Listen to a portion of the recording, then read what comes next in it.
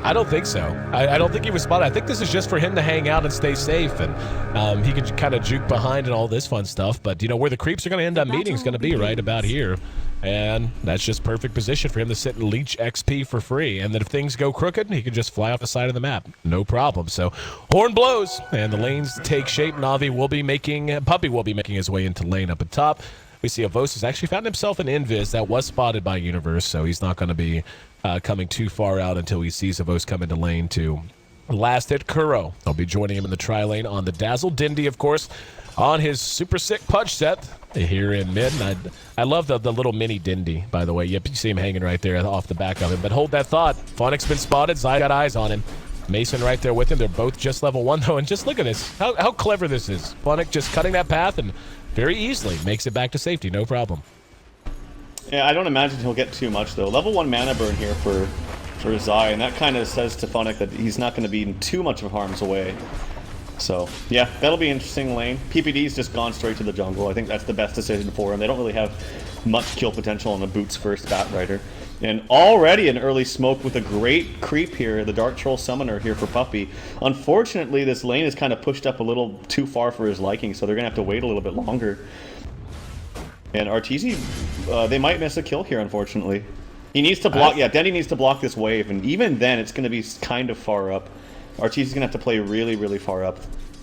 Yep, they're going to go. Oh, he took a step, and they get the net off. Dendi's right there. There's the hook. There it is. The rot, to follow it up. A little bit of right click, and Arteezy drops for first blood. And this is what we knew was going to be necessary. Hang on down to bottom. We can actually see Phonic being very aggressive, getting some stacks up on Zai and Mason. And doing a little bit of burn damage while PPD just does his thing in the jungle, stacking, pulling, and whatnot. But anyway, this is what Navi's lineup needs, is just a little bit of space to get ahead. A little bit of time to get Pudge, online with whatever items he wants. Make sure Havos is able to farm very consistently up at top. And just try to hold down, especially Arteezy. And they're going to be able to continue to do that, too. It's just so hard to account for it, and Puppy just so damn good on Jhin. Yeah, and people don't account sometimes that how much of a snowball hero Pudge can be if he gets an early start. Yep. So if you gank early on for a Pudge and that Pudge player is good, which Dendi is, it could be very, very devastating in the mid game. Like, it starts to become very, very scary if you start landing these level 4 hooks. That was a level 1 hook, by the way, in mid. That was like maximum range, so very well played by Dendi and Puppy. See, Dendi's already level 4.5. He's a full level ahead of Arteezy off of that kill. And just getting him active and around the map is going to matter a lot. And that's one issue that they're going to have to cope with, is when you look at their heroes, they do have some things that are going to help them against the hooks. I mean, you're going to have Zai with Carapace. That's nice if he's very quick on the trigger. Universe with Surge can be a tough target to hit. Of course, Mason with Ball Lightning, he can be a tough target to hit. But PVD is going to be a very appetizing target. More importantly, Arteezy is going to have problems off of the Pudge and off of the LS in particular, so long as they're able to get a lasso on him early, if they're able to delay his BKBs. But Zai not wasting any time, coming to already help Arteezy out with the stacking and make sure that every minute that's not spent right down in the river last hitting it is still going to be productive for young Prodigy. Yeah, the only problem is they got a really crappy spawn. Like, Mud Golems are pretty bad. Honestly, the Wolves are pretty bad early on for Shadow Fiend as well. They don't give that much gold. They give good experience, but not that much gold. And yeah, he is not showing his face at all. Because Haste Rune on Pudge is like certain death. Certain death for a hero that has no escape mechanisms and doesn't have boots yet. So I will say, as you mentioned, and very rightly so, that Nyx is actually very, very good against Pudge. And, oh, here comes the TP rotation on the bottom. They want to kill Mason before he hits level 6. Haste Rune popped. And Dendi getting into position. Mason, wow. Oh, juked no. him. And Phonic was there to help, but has no mana. And that was actually just kind of a weird shot from Dendi.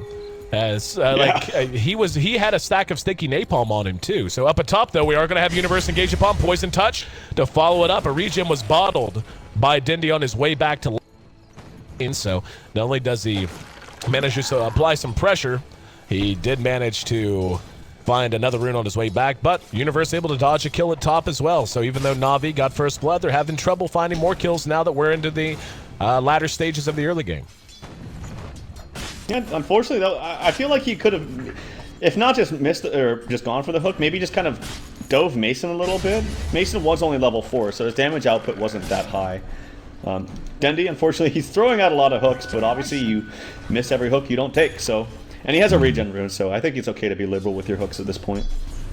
Miss every hook you don't take. Is that Michael Scott? So Office fans will get that. But anyway, Havost is continuing to farm away. He's number 2 in CS. Mason's actually doing extremely well, though. He's sitting at 31 CS at 5 minutes in. And given it has been a bad end, they did get disrupted a bit by Dendi coming down in the lane. That's really not too bad at all. And it's going to be a Midas coming out on Havost. He's already got up the recipe, now just tucking a few hundred gold extra away for the Glove of Haste. So they're going to be looking to play this long game. Arteezy's probably going to be in the same boat. Let's see, what's he have on the way? No, just his bottle. So Arteezy's actually quite far behind that pace set by Havost. Yeah, Midas is really good, specifically in this lane, because you can just Midas the Ion Shield creep, and it really deters the effectiveness of Darkseer in this lane. Not to mention, this is a hard lane, honestly, for any melee hero. So, luckily for Havost, he has the Feast to give him some extra HP back. And it's actually, he's going for a 1-2-2 kind of build. So, this is just simply because he's taking too much damage from the Ion Shell. And he actually popped his Midas right away. Just wants to get that golden experience very, very quickly. There's a very aggressive smoke coming around as they're searching for Arteezy, who's been jungling. They're pinging out Zai. They know he's behind this tier 1, but Arteezy has been a little elusive here, and he's going to miss this gank. Zai, spotted out, and hooked. Dendi hits it from the high ground. Very quick on the carapace, though. Could buy some time. Funnick's going to be there to help things out, and yeah, Universe unable to get there anytime soon to help. But that's something they're going to have to contend with. It didn't make a difference there, but, you know, EG has some tools that are going to make the hooks a little less effective and a little bit harder to make effective. So, nonetheless, though, it's 2-0. Na'Vi out to a good early lead, and you can see by efficiency they're actually leading in gold. The experience, though, is in favor of EG. Yeah, it's really going to come down to Mason. It's a very, very good hero for situations like this. The only thing I fear is if you get a lot of gold and gold and experience up on the puppy, if you get mech and the heal coming out, I feel like it's going to really reduce the effectiveness of Storm Spirit. Because and then he has creeps in his arsenal too. Here comes another smoke, as they might do something here in mid. They might find Arteezy too. Yeah, they're going to find Arteezy. Up spotted point blank. They're going to get that one for free, and they're going to get a kill on PPD if they clear out. Dendi thought about throwing the hook. Here comes Mason to re-engage, though. Puppy and Kuro in trouble. There's the Shadow Wave to help things out. Mason bouncing around. Great grave on the Kuro, and somehow they all three survived. Funnick was there to try to help out as well. Everyone walks away, and PPD ends up dying under his own tower. Very well played out of Kuro there in particular. There's going to be a hook that's off the mark that time. Universe making his way over. Arteezy's back up. It has just gone tread, so we'll be skipping a Midas build this time, or if he does get it, it'll be coming out much later than we're accustomed to seeing it come out for him. But that was unbelievably well managed by Na'Vi. The fact that they kept everyone up and standing there, and Kuro in particular, well-placed Shadow Wave, and the shallow grave on himself to keep himself alive when he realized he was the priority target. Just really solid stuff across the board. And Na'Vi back at it again. Dendi has an invis, that's a dead Zai, or a dead Arteezy. They're going to go on Arteezy. There you go, Rot. And Dendi has the ultimate. Didn't even feel like he needed to use it. There's a poison touch to follow it. Stomp is there as well. Dendi right-click but not down.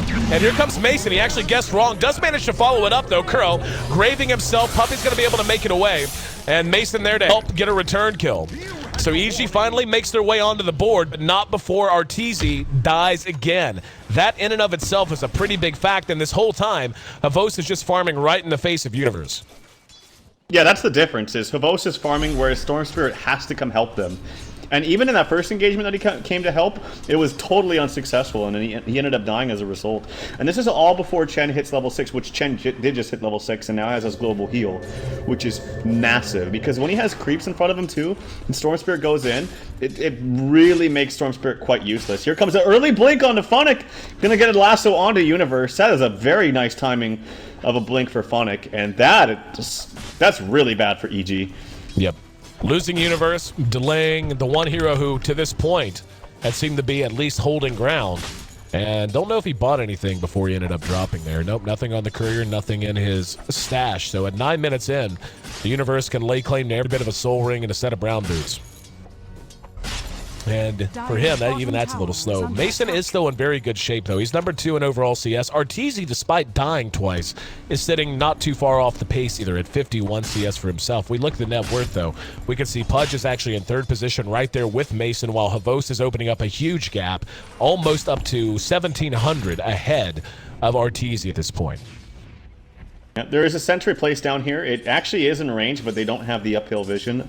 They're pinging it out, though, so they do see it because it just hit daytime. He's trying to counter ward it, and he will get it if he doesn't miss any more times. Can he get it? Can he get it? It's actually denied by Arteezy. I wonder if he gets souls for that, by the way. Don't think so. All right, here we go. PPD and Zyre on the high ground. Here comes Funnick. Lasso's not up, and it does have Blink.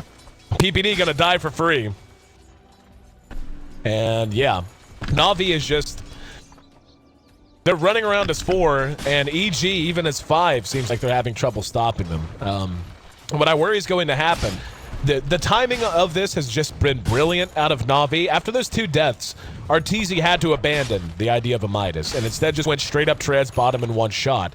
But because they were able to keep that Midas off the board, this means he has to start fighting instead of playing typical Arteezy style. If he's going to go treads, basically Na Vi's just going to continue to get more and more out of hand with Havos having what he does, and he doesn't have a Midas while Havos does. So they have to turn this around basically by brute force. They're not going to be able to rat this out very effectively, I don't think. Yeah, this is such a beautiful draft. Like, okay, the only problem with Na Vi's draft, as we mentioned, was the laning phase. They needed to get out of the laning phase. Right. And Puppey did exactly what I thought would be the best thing for them, is get a good creep and go mid immediately. And that's exactly what he did. He found the Trapper, or the Dark Soul Summoner, or whatever it's called, Dark Troll Summoner, and went mid, smoked it up right away. Blink now acquired by Dendi very early on. And the thing is these pushes are so good against Nyx and Storm Spirit in particular. Oh, coming in onto Arteezy! Oh! Arteezy once again, Dendi went fishing and found himself a big old trout as Arteezy drops again. And that's going to be his 4th death in this game. He's died 3 times to Pudge ganks and once to Puppey coming into mid. This is a disaster for him. The fact that he's anywhere near on pace after 4 deaths is pretty astonishing, but he is falling quickly. He's now at about half the overall farm of Havos, who is just going to town in top lane, has yet to move. Just brilliantly played and by Na Vi, and yeah, outside of the laning phase, this draft was just was brilliant by Puppey. I really, really like it. And now he's got 3 creeps up. He's level 7. Mech, I'm sure, is coming online. We also didn't even talk about the Grave coming out from Kuroki. As you mentioned, we saw that one time. Here's a double smoke. Invis coming out mid. Dendi could be in trouble. Vortex back. That's actually just a heads-up play. Dendi was on an Invis rune and Zai was Vendetted. And I'm not even sure who dropped that. But somebody, basically someone from EG said Dendi's going to be here. And they dropped it, and there he was. So a free one there that's very desperately needed by them, and this will buy them a little bit of time as Na Vi has to reset. We'll see if they want to push a tier 2. Doesn't look like it's going to be the case, though. Mason is more than likely going to be going straight for his Orchid. And Orchid would be kind of a big deal here. If they're able to jump on Puppey, like you said, if he's going to go straight mech and then Hand of God, which is going to be the call as the buckler's already up, and he has enough for the headdress, so only about 900 gold away from being able to finish the mech. Being able to work at him and bring him down in these fights would be a huge deal. And that's gonna have to be what the plan is. Just avoid hooks and try to get Mason farmed and let Arteezy catch up. Thonic's been sitting up here for a long time. He has been baiting Havos for quite some time. PPD pinged it out earlier, and hopefully Phonic doesn't leave, because here comes the aggression from EG. They want to kill Havos, but the thing about Havos is this hero is not easy to kill. As you see Arteezy actually up there, raising past the tier 2. What are you doing up there? Oh, Teezy. Oh, no. He's brought up to the Put on the high ground. Yep. And he's going to die. He's going to burn to death. Huh? What was he doing up there? Desperation is the only word that comes to mind. Havos is going to be engaged upon by EG, though. This is a nice counter pick. And they are going to be able to bring him down.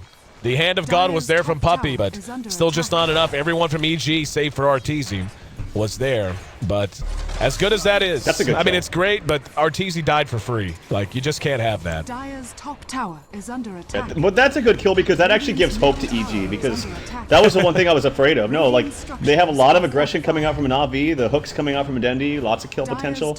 But then in the back of EG's mind, it's like, God, we have all this to worry about, but then we can't even kill Lifestealer because he's just so tanky in his rage. But they were able to get a kill, so it actually does give some hope to EG, I think. At least mentally. Just look at the way that EG had to go about this. They know, by the way, that Havost is down and that it's just 4 from Na Vi. They could have potentially come and collapsed this way and tried to make something happen. But they had to go all the way around, just living in mortal fear of the Pudge and not allowing him any shot at grabbing a hook. But like you said, the blink is done on Dendi. His mobility through the roof, and we'll see where he wants to go next to find his next target. Puppy should have the mech done very soon. Yeah, the headdress is already on the way to him. And another 500 gold, and he'll have the full mech complete. But, you know, if there is one bright spot for EG, it's that Na Vi doesn't really have a team composition that's going to allow them to just sit back and like, take it easy. They have to constantly spend time at EG's side of the map. They have to constantly be in their jungle, constantly pressure them. And when you play that way, you can be open to more mistakes than usual because you're not having a breather. You're not having a moment to reset and get yourself in the optimum position. But looks like EG doesn't really care. They think the optimum position is top lane, and the death of the tier 1 could be the result. Yeah, if one person TP's up here, they are dead. Like, they're very, very dead. So, EG, they're ready for this TP. They're baiting behind Universe. Or sitting behind Universe, I should say. Zai, he's actually used the Vendetta, gone behind this tower. But looks like Na Vi's just waiting, and they're actually walking up there instead of TPing. Dendi, he's TPing in now. Multiple TPs. Here we go. They're going to try to engage behind the fight. We're going to here. Yep, here comes Funnick into the back of the fight. The rest are going to chase out. Dendi's there. Grabbed by Mason.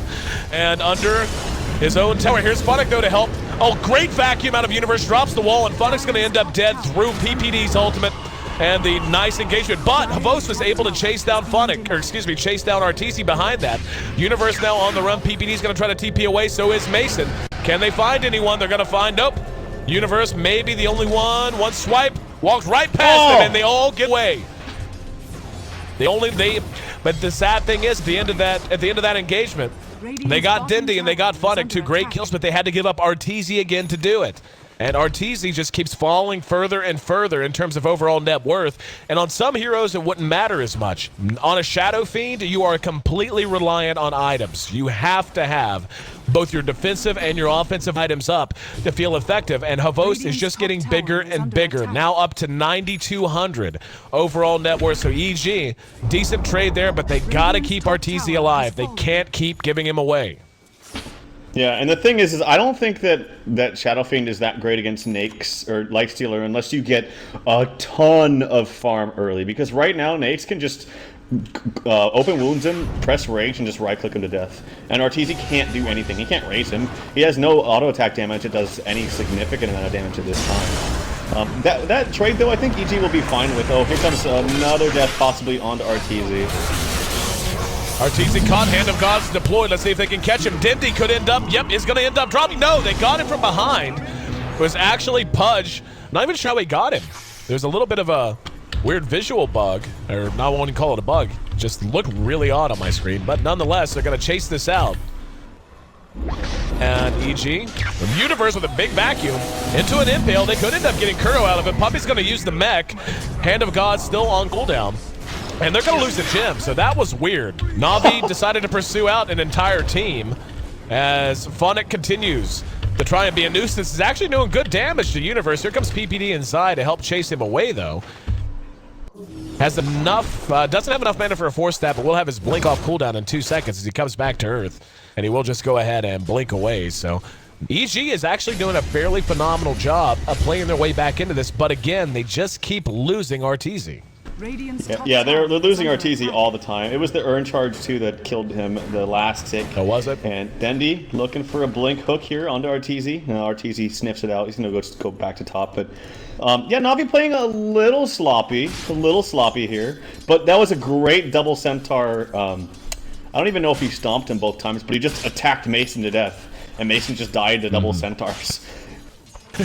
Kind of unfortunate there, because it would have been an extremely good trade for EG had Mason lived there. But Mason did die. Havos in the meantime is still just farming, and yeah, he has the early Skull Basher, which is a perfect item against the team of EG. Really, really good item here.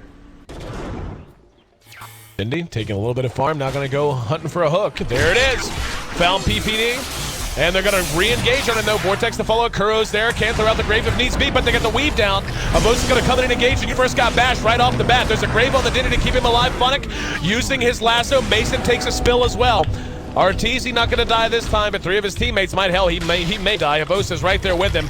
There's the open wounds. Funnick's on the high ground. Hook from Dendi. Kill secured.